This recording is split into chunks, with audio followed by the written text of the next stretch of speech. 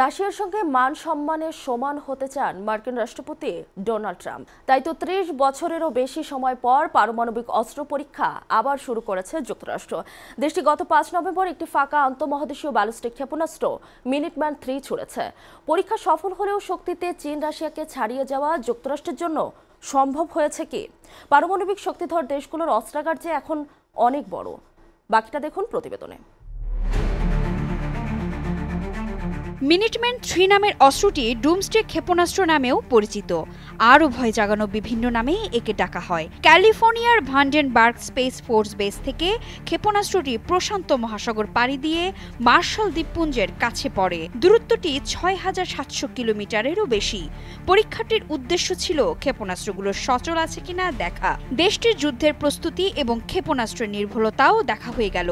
বলা হচ্ছে ক্ষেপণাস্ত্রটি ব্যবহার করে কয়েক মিনিটের মধ্যেই মস্কো এবং বেইজিংয়ে আঘাত হানতে পারবে যুক্তরাষ্ট্র।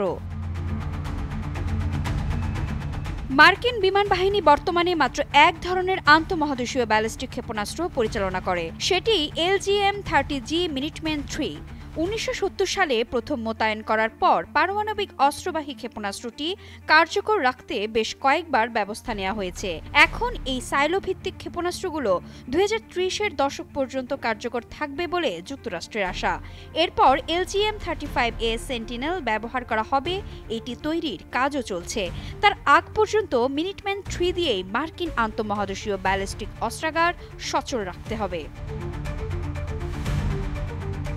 বেশিরভাগ পারমাণবিক শক্তিধর দেশ তাদের পারমাণবিক অস্ত্রাগারের অপরিহার্য অংশ হিসেবে ক্ষেপণাস্ত্রগুলো রেখেছে।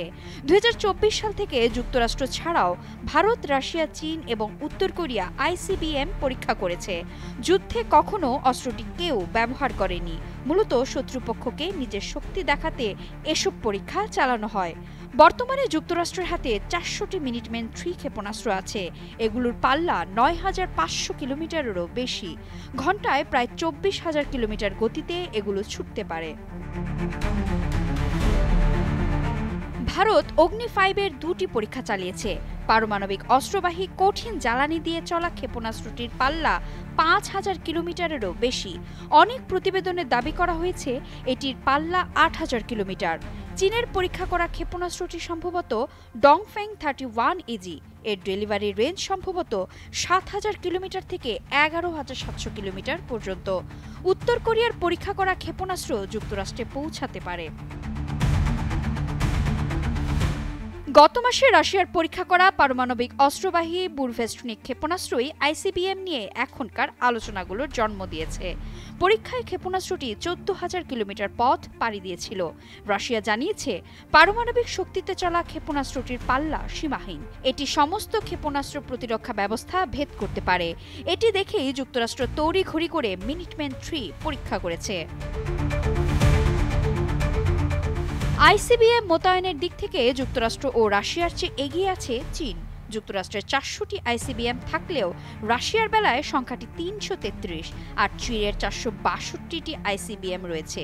আগেই বলেছি ১৯৭০ সালে তৈরি মিনিটম্যান-3 ছাড়া যুক্তরাষ্ট্রের হাতে অন্য কোনো ধরনের ICBM নেই, কিন্তু রাশিয়ার ৬ ধরনের ICBM আছে, চীনের আছে ৫টি। এসব কারণেই সবেধন নীলমণি মিনিটম্যানের উপর নির্ভর করা যায় কিনা তা পরীক্ষা করে দেখা যুক্তরাষ্ট্রের জন্য দরকার ছিল।